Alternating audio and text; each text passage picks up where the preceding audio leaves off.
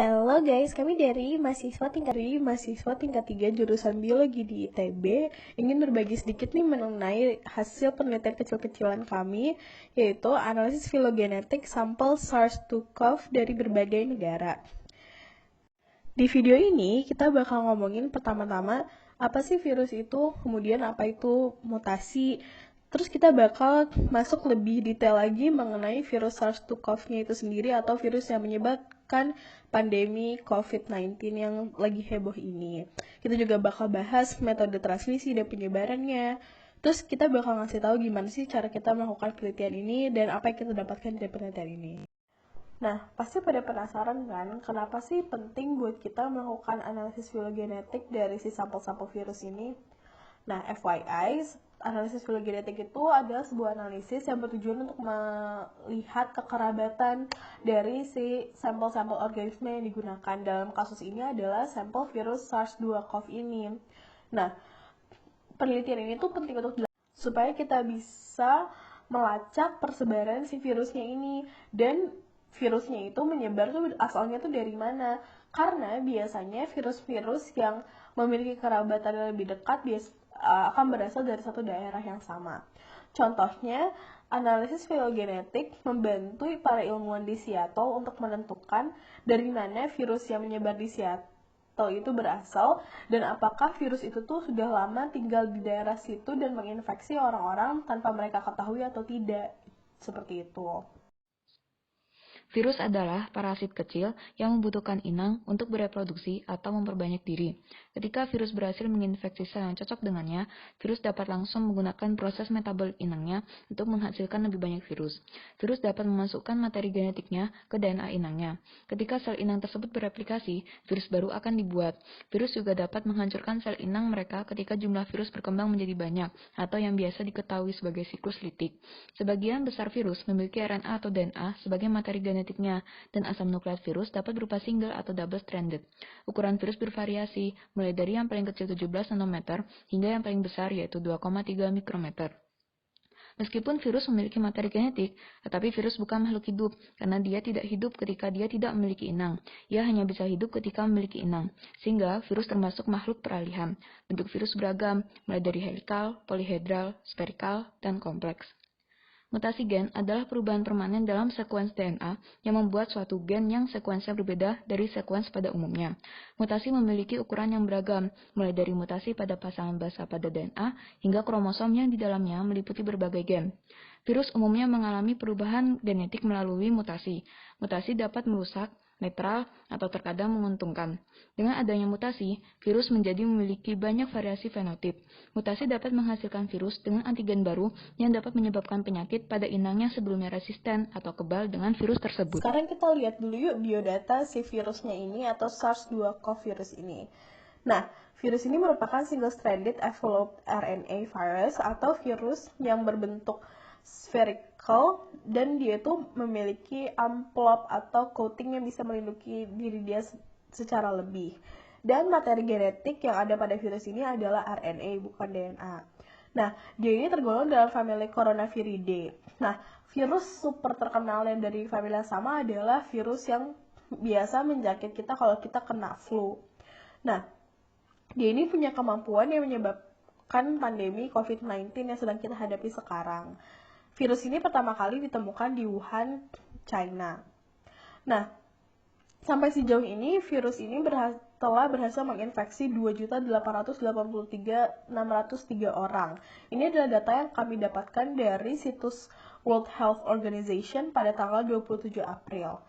Dan kematian yang disebabkan oleh virus ini sejauh ini mencapai angka 198.842 orang. Ini merupakan salah satu virus yang cukup mematikan dan memiliki tingkat infeksi yang cukup tinggi. Virus ini merupakan virus yang berasal dari hewan yang kemudian berpindah inang ke manusia. Virus ini berasal dari kelelawar yang kemudian berpindah ke pangolin atau terenggiling sebagai intermediate host yang kemudian pindah ke manusia. Nah, mekanisme bagaimana dari terenggiling ini bisa pindah ke manusia itu belum diketahui secara spesifik. Dan kesimpulan mengenai virus ini berasal dari hewan diambil berdasarkan perbandingan sequence yang ada di virus SARS-CoV kelelawar, virus SARS-CoV yang ada di terenggiling, dan virus SARS-CoV yang ada di manusia. Virus ini berpindah dari manusia ke manusia melalui droplet atau butiran cairan tubuh yang sangat kecil yang biasanya kita keluarkan ketika bersin atau batuk. Makanya sangat penting untuk kita menjaga jarak lebih dari 2 meter atau 6 kaki untuk mencegah droplet ini mengenai tubuh kita dan menginfeksi kita dengan si virus ini. Kemudian ada penelitian terbaru yang juga menunjukkan bahwa virus ini ditemukan pada feses manusia, sehingga transmisi melalui fecal matter mungkin dapat terjadi.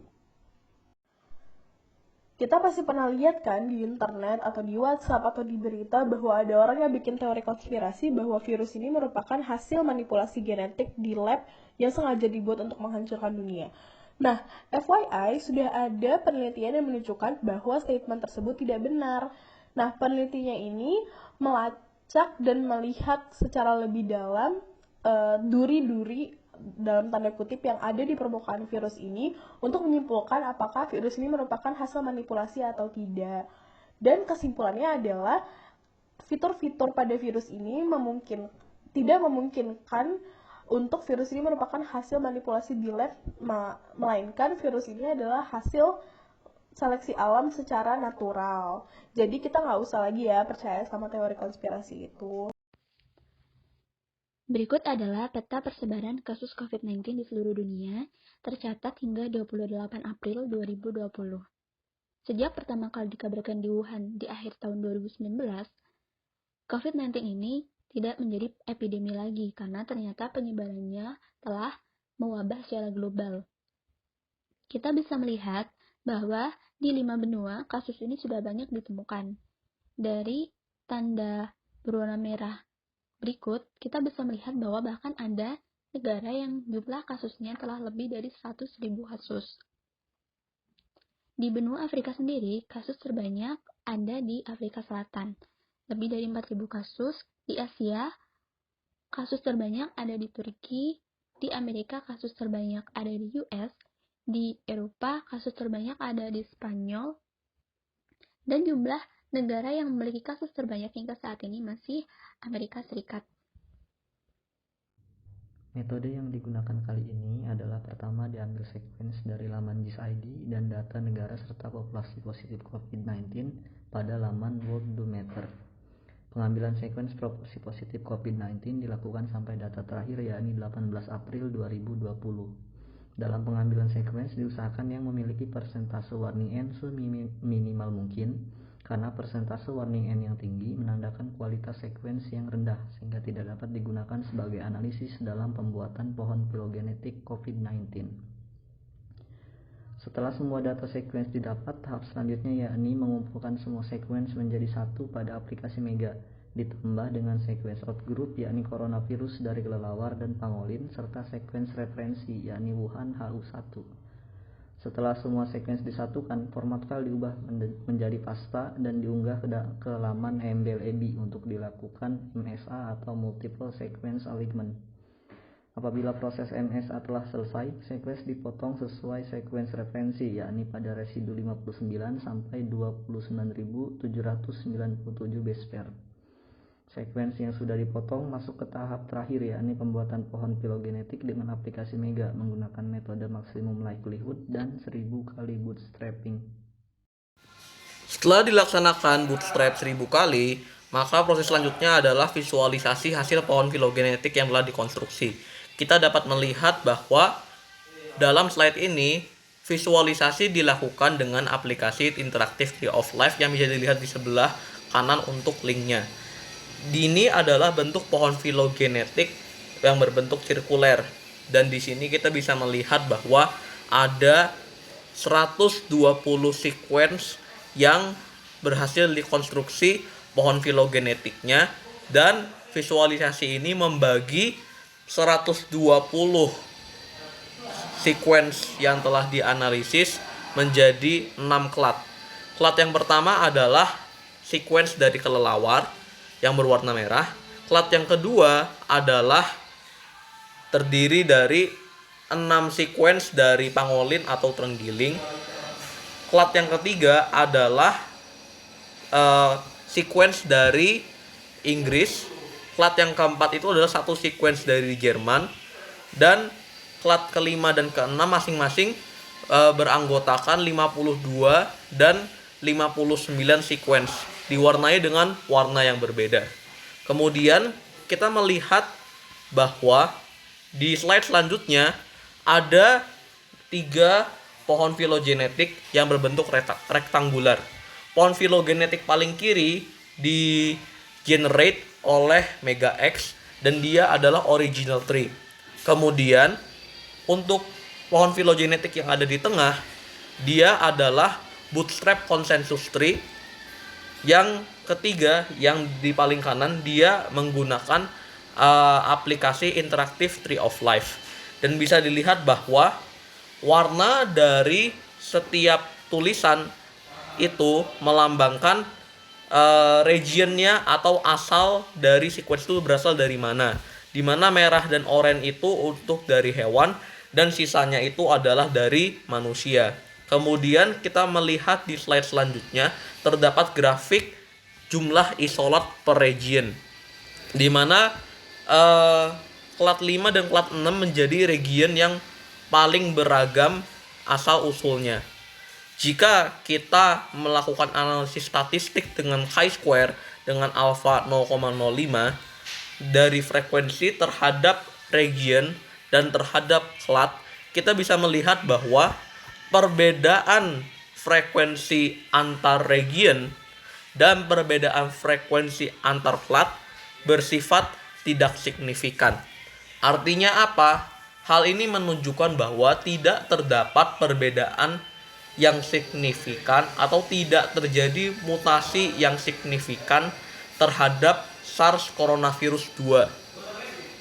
Kita bisa melihat bahwa klat 3 dan klat 4 yang berasal dari manusia, dia itu lebih dekat dengan klat 2 atau pangolin dibandingkan dengan klat 5 dan klat 6 yang juga berasal dari manusia. Tetapi perbedaan dari sequence SARS coronavirus 2 yang digenerate dari kelelawar, pangolin, dan manusia dari berbagai region ini tidak bersifat signifikan. Artinya tidak terjadi mutasi yang signifikan yang mengubah sequence dari SARS coronavirus 2 yang sedang dianalisis.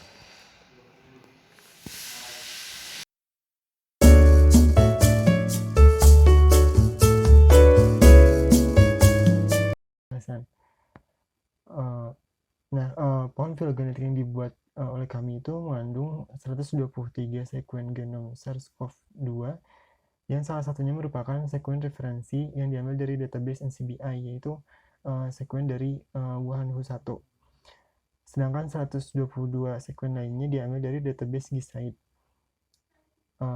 Lalu ada juga 7 sekuen yang satu dari kelelawar dan yang 6 lagi ada dari pangolin sebagai outgroup.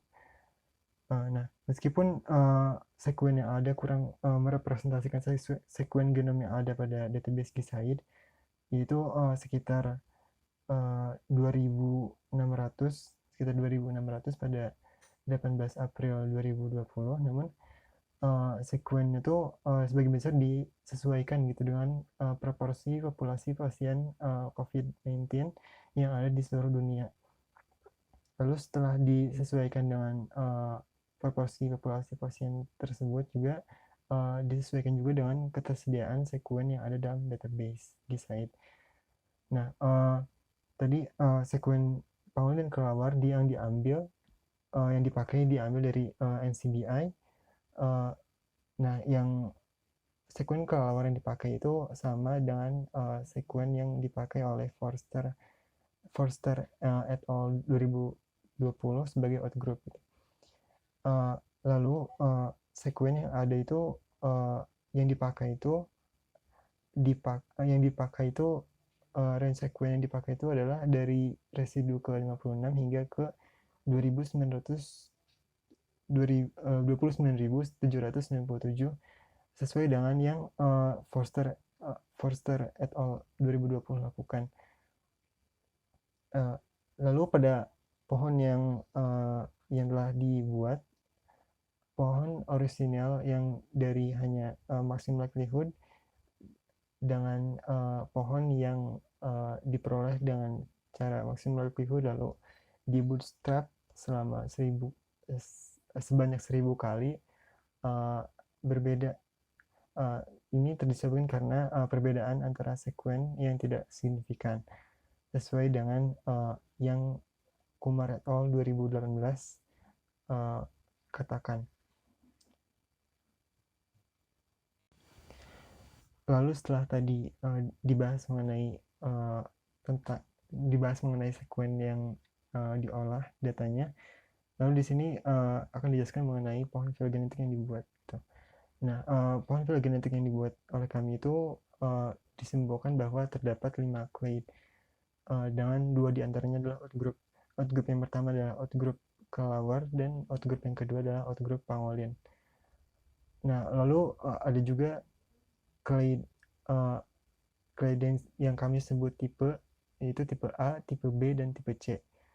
Untuk tipe A itu ada komposisi sekuennya dari Cina yang berjumlah 6 sekuen, juga ada dari Asia Tengah, yaitu dari Jepang dan Asia dan Korea Selatan, dari Amerika serta Spanyol. Lalu tipe B adalah terdiri dari sekuen yang kebanyakan tuh dari Asia Barat, Asia Tenggara, Cina, dan Eropa. Pada tipe B ini terdapat sekuen referensi dari Wuhan. Nah, perlu diketahui bahwa sekuen referensi dari Wuhan ini merupakan sekuen dengan tanggal isolasi paling awal, yaitu sekitar Desember 2019. Karena itu ini merupakan salah satu yang bisa disebut lebih ancestor. Sedangkan ada juga tipe C, yaitu dengan komposisi kebanyakan tuh sekuennya dari Eropa, Australia, Amerika Selatan, Amerika Serikat atau Amerika Utara ya maksudnya, dan Asia. Lalu selain itu juga ada juga 2 takson yang terpisah dari kelima clade tersebut gitu, yaitu adalah sekuen dari Inggris dan juga dari Jerman. Nah, jika dibandingkan antara pohon yang dibuat dengan pohon yang ada pada Forster et al. 2020 itu dapat diperoleh beberapa perbandingan. Tipe A yang ada pada pohon yang dibuat itu cenderung memiliki kesamaan dengan klaster tipe B pada Forster et al. 2020. Ini ditunjukkan dengan adanya sekuen kebanyakan dari Wuhan, Cina, negara yang berdekatan dengan Cina, lalu ada Amerika Serikat, Australia, serta Jerman. Sedangkan tipe B pada pohon yang dibuat cenderung memiliki kesamaan dengan klaster tipe A pada Forster et al. 2020. Nah, ini juga ditunjukkan dengan adanya sekuen dari Wuhan, Cina. Ini merupakan sekuen dengan salah satu waktu isolasi paling awal.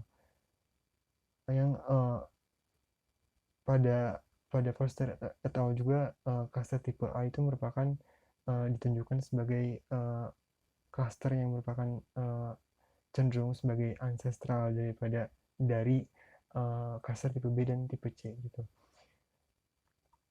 Lalu ada juga serta sekuen dari Australia, Cina, dan Asia Tenggara. Namun sekuen kelawarnya belum dapat dipastikan lebih dekat ke tipe apa pada pohon yang dibuat karena penggunaan software dan algoritma yang berbeda antara pohon yang dibuat oleh kami dengan pohon yang dibuat oleh Forster et al. 2020. Nah, selain itu tipe C pada pohon dibuat cenderung memiliki kesamaan dengan klaster tipe C juga pada Forster et al. 2020. Ini disebabkan karena sekuen sampel dari Cina cenderung hampir tidak ada gitu. Dan meskipun ada, sekuen tersebut hanya ada pada clade dengan cabang yang paling bawah gitu. Selain itu, sekuen pada Asia Timur juga cenderung sedikit. hanya ada Taiwan dan sequence lainnya dari Asia, adalah Asia Tenggara. Nah, terdapat perbedaan antara pohon filogenetik antara keduanya itu mainly disebutkan itu karena adanya perbedaan metode dan algoritma yang digunakan. Kami menggunakan mega dan pohonnya itu menggunakan metode maximum likelihood, sedangkan pada Foster et al. Itu menggunakan metode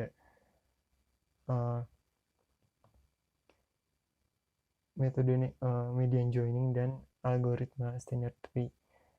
Lalu ada juga ketidaksempurnaan sekuen dalam sampel. Ya, kami memiliki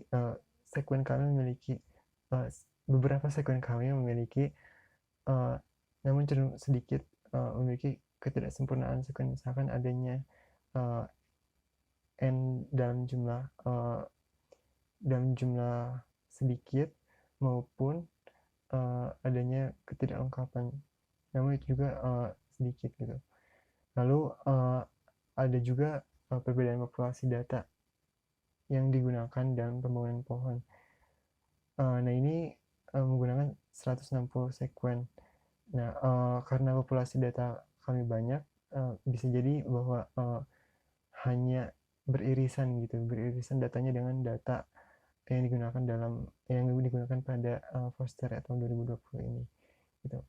Nah, perbedaan populasi data juga penting ya. Kenapa? Karena bisa jadi bahwa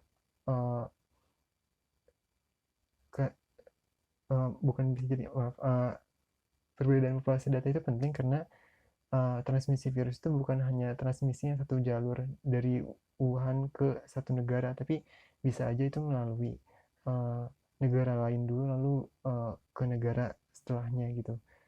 Nah, karena itu data yang digunakan tuh sangat beragam dan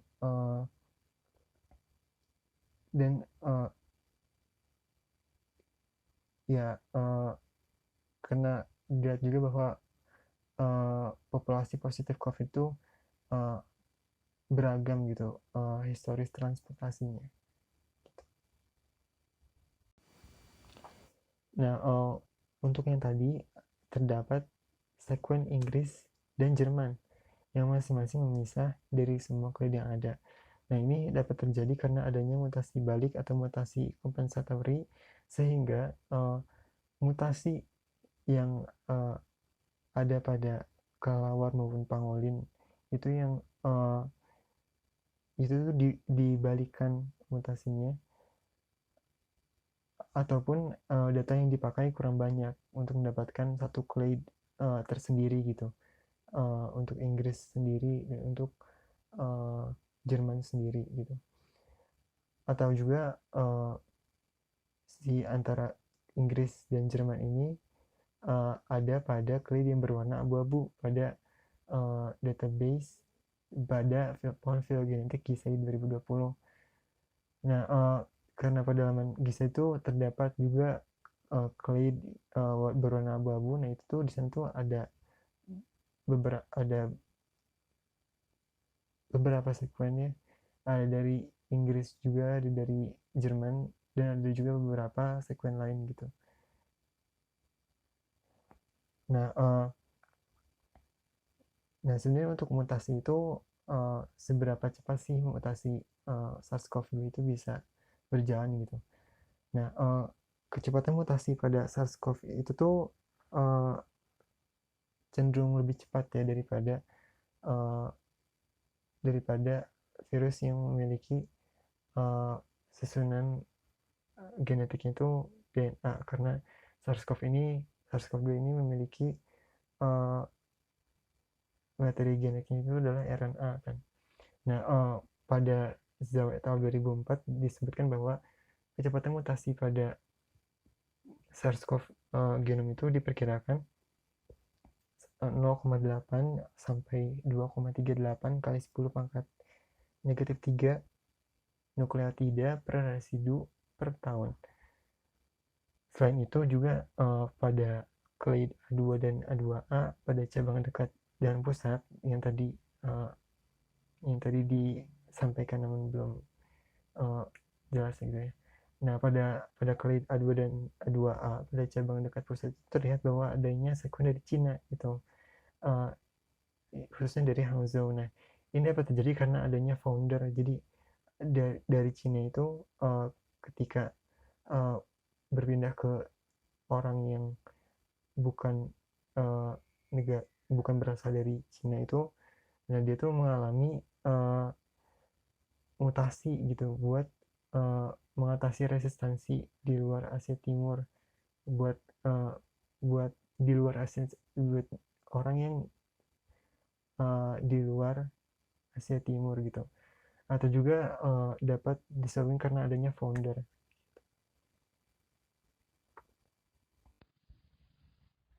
Dari penjelasan-penjelasan sebelumnya, dapat kita simpulkan bahwa berdasarkan bootstrap 1000 kali dengan metode maksimum likelihood menggunakan Tree of Life, kita bisa melihat bahwa sekuens SARS-CoV-2 dari manusia berkerabat lebih dekat dengan sekuens dari terenggiling. Akan tetapi, berdasarkan analisis menggunakan chi-square, tidak terdapat mutasi yang signifikan antara sekuens-sekuens SARS-CoV-2 yang digunakan, baik pada manusia, terenggiling, maupun pada kelelawar. Dengan kata lain, dari 120 sekuens yang digunakan, sekuens-sekuens tersebut tidak banyak mengalami mutasi. Terima kasih sudah menyaksikan video ini. Semoga penjelasan yang ada dalam video ini bermanfaat dan mohon maaf apabila ada kesalahan.